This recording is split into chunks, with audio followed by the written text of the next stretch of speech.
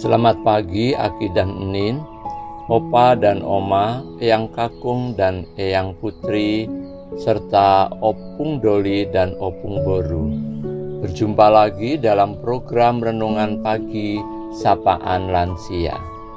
Pagi ini di awal tahun 2025, kita akan bersama-sama merenungkan kebenaran firman Tuhan dalam Matius 2 ayat 9-10 yang demikian.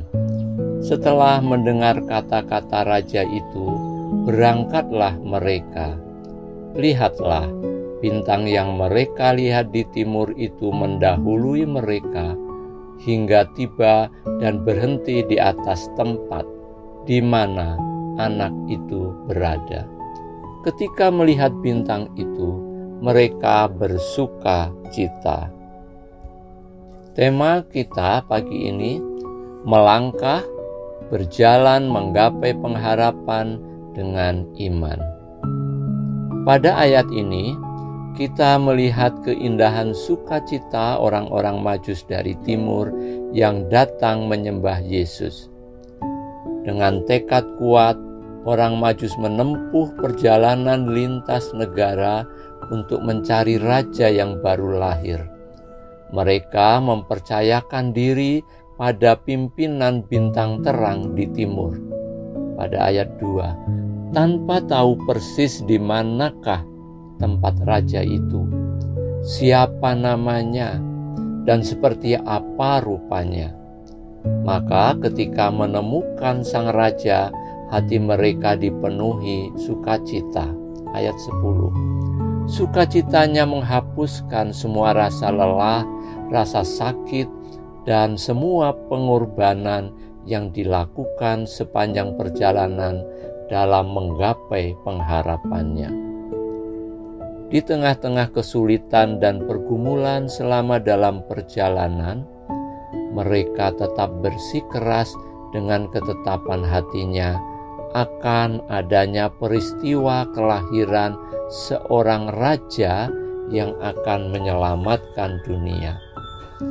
Allah memunculkan kembali bintang yang pernah mereka lihat di timur untuk menuntun perjalanan dan pencarian mereka ke tempat di mana Yesus tinggal. Dengan begitu, para Majus dapat menjumpai Yesus dan kedua orang tuanya dan memberikan persembahan terbaik yang telah mereka persiapkan bagi Yesus. Aki dan Enin, Opa dan Oma, Eyang Kakung dan Eyang Putri, serta Opung Doli dan Opung Boru. Kita juga bisa belajar dari bangsa Israel yang dipimpin oleh tiang api menuju tanah perjanjian, yang juga tidak mereka ketahui seperti apa tanah itu, di mana letaknya, seberapa jauh, tantangan apa yang akan mereka hadapi di perjalanan. Sebuah perjalanan yang gelap, yang mereka tahu hanyalah janji dan pengharapan dari Allah. Keluaran 13 ayat 21 menuliskan, Tuhan berjalan di depan mereka pada siang hari dalam tiang awan untuk menuntun mereka di jalan, dan pada waktu malam dalam tiang api untuk menerangi mereka, sehingga mereka dapat berjalan siang dan malam.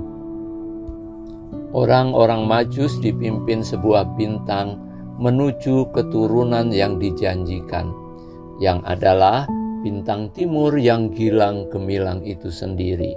Wahyu 22 ayat 16. Karena itu, bintang itu diberikan sebagai tanda kehadiran Allah bersama mereka.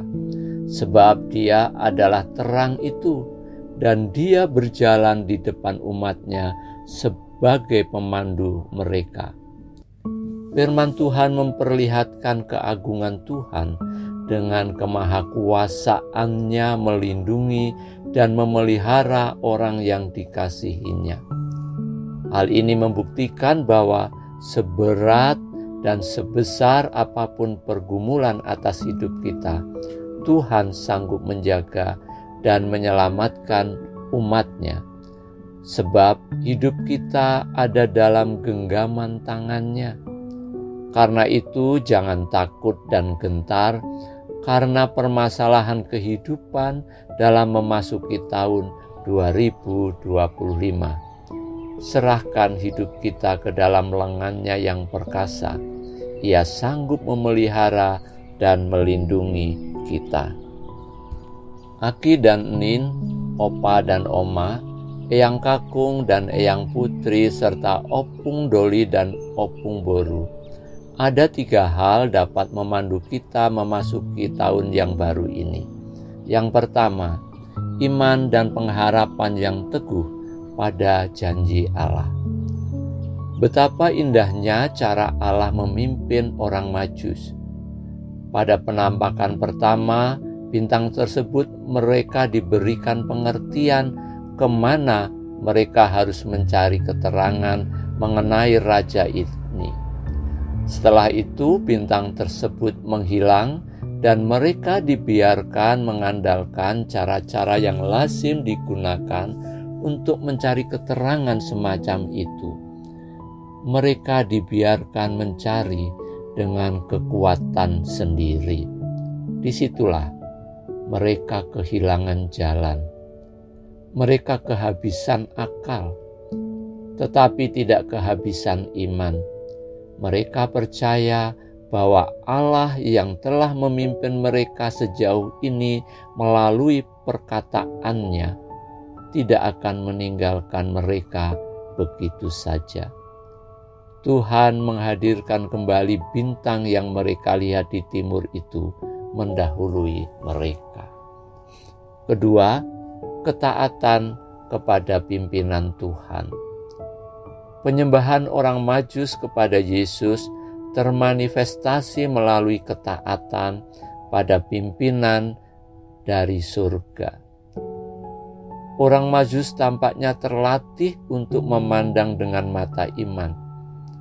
Sinar bintang di langit tampak sebagai karya Allah. Bagi orang Majus, bintang adalah petunjuk ilahi yang harus diikuti.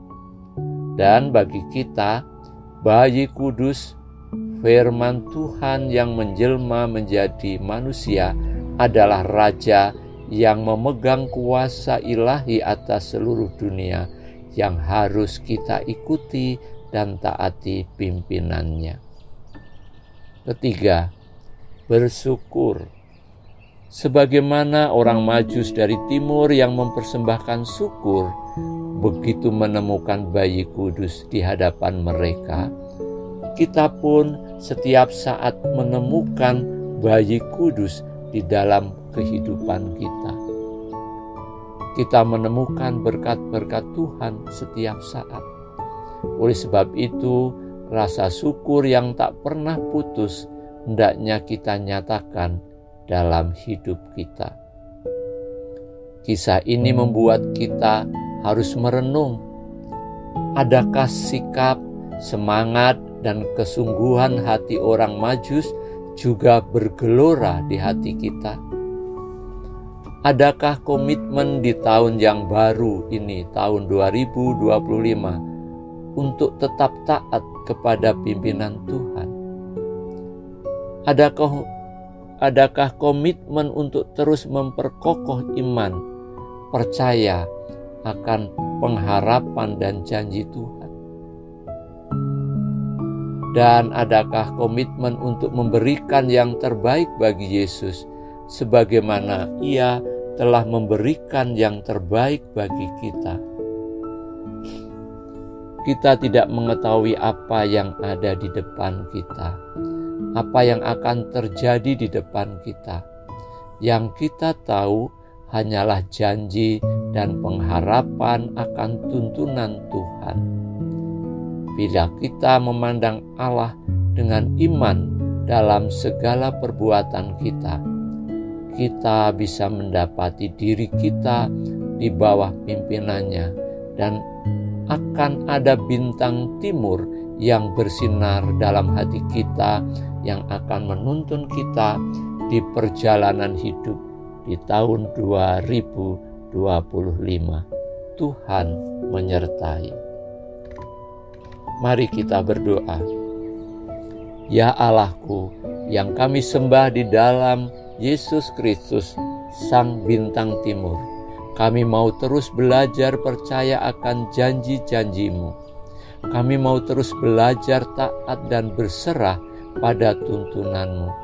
Dan kami yang lemah ini mau terus melihat terang-Mu yang akan memampukan kami berjalan di tahun 2025 ini dengan gagah dan berani, karena Tuhanlah tiang awan, tiang api, bintang timur yang berjalan di depan kami. Amin. Selamat memasuki tahun baru 2025.